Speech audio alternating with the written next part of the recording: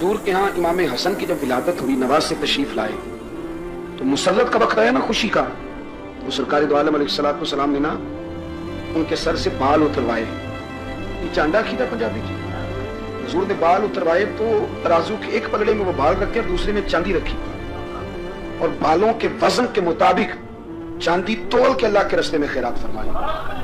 आप इस बात को समझें, फिर एक दफा समझें। नौजवान जो रोज सवाल पूछते हैं ना मिलाद का, वो जरूर तवज्जो करें।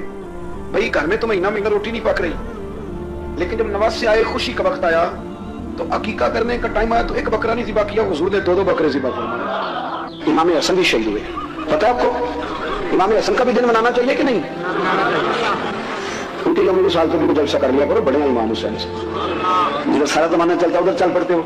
हदीस में जहां जहां नाम आया ना, पहला इमाम हसन का है, दूसरा इमाम हुसैन का है, और इमाम हुसैन के अपने जुमले हैं। फरमाते हैं मेरा भाई नहीं, मेरा इमाम भी है, मेरा इमाम भी है। और आप फरमाया करते थे मैंने बड़ी चीजें उस हसन से सीखी हैं। जो मैंने सीखा एक बताऊं उसमें से? कुछ लोग थके थके हैं आप में से, हालांकि मैं तो ज्यादा सफर करके आया हूं। अर्ज करूं जो उन्होंने सीखा है, सुनो। इमाम हुसैन खुद बताते हैं, फरमाते हैं कि अब मेरे भाई ने इमाम हसन अपनी एक बीवी को तलाक देना चाहते थे, इख्तलाफ शदीद हो गया, बात तलाक तक आ गई। मुझे पता चला तुम्हें पहुंचा, मैंने कहा भाईजान क्या इख्तलाफ है भाभी से? मैं तलाक देने लगे, पर मैं हाँ तलाक दे दूंगा। चली गई मेरे के, फिर मैं बताएं गलती क्या, क्यों दे रहे हैं? तो इमाम हसन फरमाने लगे हुसैन आपने कुरान नहीं पढ़ा? मैंने कहा जी पढ़ा है, बताएं। कहने लगे अल्लाह फरमाता है हुन्ना लिबासुल लकुम व अंतुम लिबासुल लहुन, मर्द औरतों का लिबास है, औरतें मर्दों का लिबास है। पर मैं मेरी बीवी में कोई कमजोरी होगी तो मैं पर्दा डालूंगा कि दुनिया को बताऊंगा? इमाम हुसैन कहते मैंने उठ के भाई का हाथ चूमा, मैंने कहा आयत मैंने पहले भी पढ़ी थी, तफसीर आज समझ में आई है, तफसीर आज समझ में आई है, मेरे बड़े भाई ने समझाई है, समझ में आई। कहते कुछ दिनों के बाद इमाम हुसैन ने बीवी को तलाक दे दी।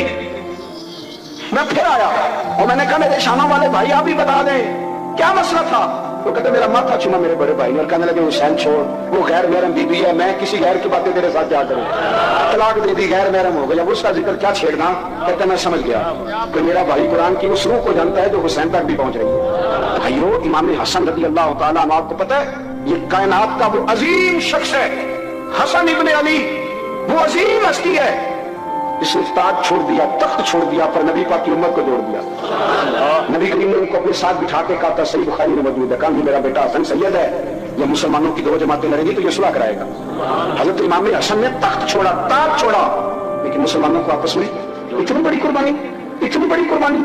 खुदा के बंदो, हम 2 मिनट के लिए चुदराहट नहीं छोड़ते, दीन का नुकसान कर देते हैं। इमाम हसन ने पूरी हुकूमत छोड़ दी, पूरी हुकूमत। इतना बड़ा सखी कम आपको मिलेगा जो सखावत करे और नबी की उम्मत को बचाए सल्लल्लाहु। ये बात बयान नहीं होती, अक्सर नहीं होती, शायद पूरे करबला में आपने ना सुनी हो, इल्ला माशाल्लाह। इसको समझे इमाम हसन। और फिर मजे की बात, इमाम हसन भी शहीदों ने जहर दिया गया, और जब वो शदीद बीमार हो गए ना, जहर असर कर गया, तो इमाम हुसैन आए, बड़े परेशान हुए, रो पड़े, कहने लगे भाई मुझे बताओ किसने जहर दिया? तो इमाम हसन कहने लगे हुसैन मुझे शक है एक शख्स पर, लेकिन शक है भाई, अगर सिर्फ शक है तो मैं किसी बेगुनाह को बदनाम कैसे कर दूं? तुम्हें कैसे नाम बता दूं? ये नामालूम पर्चे कराते नहीं हम, रोज नामालूम पर्चे, जिस पर दुश्मनी है उसका नाम लिखा दो, खत्म होगी बात। इमाम हसन की तरबियत है, फरमाने लगे जिसको मुझे शक है उसका नाम बता दूं, तो अगर वो नहीं तो बेगुनाह का जिक्र कैसे कर दूं? इमाम हुसैन फरमाने लगे भाईजान अगर वही हुआ तो आप फरमाने लगे वही हुआ ना तो हुसैन फिर भी तू छोड़ दे, मैंने रब के सुपुर्द कर दिया, अल्लाह बेहतरीन इंतकाम लेने वाला है। अल्लाह इतना बड़ा हौसला सैयदा के बेटे का, शेर के बेटे का, शेरों जैसा कलेजा, इतना दिल दरिया समुद्रों डूंगे, कौन दिलां दियां जाने। और भाई थोड़ा हौसला कर, जितन जितन ते हर कोई खेडे, तू हारन खेड फकीरा, और जितन दा मुल कौडी पैंदा ही हारन दा मुल हीरा। और कहीं बैक भी तो हो ना, कहीं तू दरगुजर भी तो करना, हर जगह छा के रहना है, हर जगह छा के रहना है। मेरे एक संगी है, आपको बताइए जो स्टेज पे बैठने वाले लोग होते हैं ना, यहाँ तो अच्छे अच्छे लोग बैठे हैं, मेरी तरह के लोग, जो स्टेज पे बैठने का आदी हो जाता है वो नीचे बेचारा बैठ भी नहीं सकता, तो मसला हो जाता है। मैं अक्सर कहता हूँ कि कभी नीचे बैठ के तो देखो क्या फर्क होता है। अगर किसी बंदे की कोई शान है तो वो जो सबसे पीछे बैठा है उसकी शान वैसी की वैसी है, कोई कमी आ जाएगी? कुछ भी नहीं। मुझे जाती तौर पर दयानतदारी से कहता हूँ, मस्जिद में बैठा हूँ तो मेरे आने पे लोग नारे लगाते मुझे तकलीफ होती है। मैं कहता हूँ यार नबी पाक की बात चल रही थी, उसका अदब ज्यादा है, अजमल कादरी का अदब ज्यादा है, छोड़े आप, तो आया वो आया, वो बैठ जाएगा, खत्म होगी बात। नबी करीम के पूरे खानदान की कुर्बानियां, पूरे खानदान। दोपहर को खाना ना पका हो तो हमारे बच्चे मोबाइल तोड़ देते हैं, اور شام کو مرضی کا نہ پکا ہو تو واک آؤٹ کر جاتے ہیں کہ تم جاؤ پیسے جب پر کر دے آئیے، میری مرضی کا نہیں پکا. سیدہ فرماتی ہے میرے گھر میں مہینہ چولہا نہیں جلا، مہینہ چولہا. 3 روزے رکھے سیدہ فاطمہ نے، مولا علی نے، امام حسن نے، امام حسین نے، اور تینوں دن افطار کے وقت فقیر مانگنے آ گیا تو کھانا وہاں دیتے. آپ کا کیا خیال ہے جو بے صبر آدمی ہو وہ کربلا میں جا کے لڑے گا؟ اس کو عادت ہی نہ ہو بچپن سے ٹھہرنے کی، وہ لڑے گا. وہ ذرا سی بات پہ ڈگمگا جاتا وہ لڑے گا. اسٹیج پہ نہیں بٹھایا تو لڑ پڑے وہ لڑے گا. او خدا کے بندوں، بڑا حوصلہ چاہیے، بڑا ضعف چاہیے. امام علی مقام کا ایک قد ہے، ان کا ایک وقار ہے، ان کا ایک حسن ہے. امام حسین رضی اللہ تعالیٰ عنہ نے 25 حج کیے مدینے سے مکے پیدل جا کے. دونوں بھائیوں نے ہر روز 10 سپارے قرآن پاک امام حسین پڑھتے. حضرت عبداللہ ابن زبیر کہتے ہیں میں سیدہ فاطمہ کے بیٹے حسن اور حسین سے جب بھی ملا ہوں دونوں بھائیوں نے روزہ رکھا ہوا ہوتا تھا. انہوں نے اپنی زندگی تقوی سے گزاری، پرہیزگاری اور سخاوت. سبحان اللہ. پتہ ہے سخی مالدار نہیں ہوتا. حضور نے فرمایا بندہ دل کا غنی ہوتا ہے. مالدار تو بندہ بنتا ہی چاہتا ہے جب پیسے جمع کرے. سخاوت کرنے میں تھوڑی مالدار بنے گا. اسی لیے درویش کہتے ہیں مالدار والے سخی نہیں ہوں گے.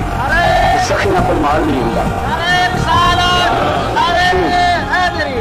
سنیں بہت بڑی سخاوت کی اپنی زندگی میں، ساری زندگی سخاوت میں گزار دی، ساری زندگی. امام حسن نے بھی، امام حسین نے جو آیا دے دیا، جو آیا دے دیا. ہزاروں دینار آتے. ایک دن ایک فقیر مانگنے آ گیا تو امام حسن حسین دونوں تھے. کہنے لگا میں نے سنا بڑے لاجپال ہو، غریب ہو، مہربانی ہو جائے. فرمایا بیٹھ جاؤ رزق آنے والا ہے. تھوڑی دیر گزری تو 3000 دینار آئے. سیدہ فاطمہ الزہرا کے پاس 40 اونٹ کھڑے تھے. ایک بی بی آئی ہے، وہ کہنے لگی اما جی جو اونٹ کھڑے ہیں یہ میرے ہیں، اب بتائیں میں اللہ کے راستے میں دوں تو کتنے دوں؟ سیدہ فاطمہ کہنے لگی 1 بکری دے دے. وہ کہنے لگی حضور اگر آپ کے پاس 40 ہوتے تو آپ کتنے دیتی؟ سیدہ فرمانے لگی میں سارے کے سارے دے دیتی. تیرے لیے مسئلہ اور ہے، میرے لیے فتویٰ اور ہے، سارے دے دے. 3000 دینار آئے. امام حسن اور حسین کے پاس فقیر بیٹھا ہے. فقیر کہتا میرا دل میں خیال تھا کہ 5-10 دے دے تو میری موت بن جائے گی، پر مجھے نہیں پتا تھا کتنے سخی گھرانے کے پاس آیا. 5-10 دے دے تو موت بن گئی. کہتے امام حسن نے 3000 دینار میری ہتھیلی میں رکھے اور میرا ماتھا چھو کے کہنے لگے یار میرا تو خیال تھا کہ تیرے انتظار پر تمہیں کچھ ملے گا، کل یہ رکھ لے.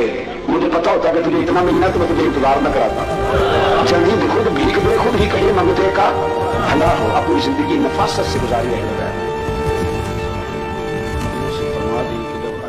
فضل اور اس کی رحمت ملے تو انہیں چاہیے کہ اس پر خوشی منائیں. ہمارا مزاج دکھ بتانے کا ہے، دکھوں کا اظہار زیادہ کریں. خوشی جب انسان کو ملے تو اسلام سپورٹ کرتا ہے، اس کا اظہار کرتا ہے. ہمارے چہروں سے، نیتوں سے خوشی چھلکے. نبی کریم صلی اللہ علیہ وسلم گزر رہے تھے، ابو داؤد شریف میں موجود ہے. ایک شخص کو حضور نے دیکھا کہ اس نے پھٹے پرانے کپڑے پہنے ہوئے، بٹے پرانے، اور کیفیت یہ ہے کہ بڑی بکھرے ہوئے بال، پرانے سے ٹوٹے ہوئے جوتے. محبوب کریم علیہ السلام نے اسے قریب بلایا. جب وہ آیا تو حضور فرمانے لگے تیرے اوپر تو اللہ کا بڑا فضل نہیں؟ کہنے لگا یا رسول اللہ بڑی کرم نوازی ہے، بڑے مال اسباب اللہ نے دیے. تو حضور فرمانے لگے کہ اچھے کپڑے پہنا کرو. جب اللہ تعالیٰ نعمت دیتا ہے تو اس کا اظہار دیکھنا پسند بھی فرماتا ہے. The grapes are sweet this season. They are. You chose them well. For you.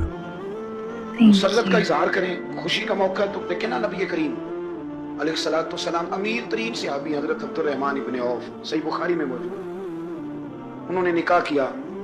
صبح حضور کی بارگاہ میں آئے تو سفید کرتے کو زرد رنگ کا نشان لگا ہوا تھا. محبوب نے فرمایا یہ کیا عرض کی حضور میں نے نا نکاح کیا ہے، خوشبو لگائی تھی تو نشان رہ گیا. حضور نے حکم دیا، فرمایا ولیمہ ضرور کرنا. حکم دیا، بخاری میں موجود. اور اسی بخاری میں دوسری روایت یہ بھی موجود ہے، حضور فرماتے ہیں جب کہ ولیمے کی دعوت دے تو ضرور جایا کرو. موقع ہو تو چھٹی نہ کرو، ضرور جاؤ. ولیمہ کرو بھی اور ولیمے میں شرکت، خوشی کا موقع ہے تو پہنچو. آپ دیکھیں نا نبی کریم سید عالم صلی اللہ تعالی علیہ وسلم کے ہاں جب اللہ کریم نے نواسوں کی ولادت فرمائی. میری بات پہ توجہ کریں گے ذرا. ایک بات آپ سے عرض کرنے لگا ہوں.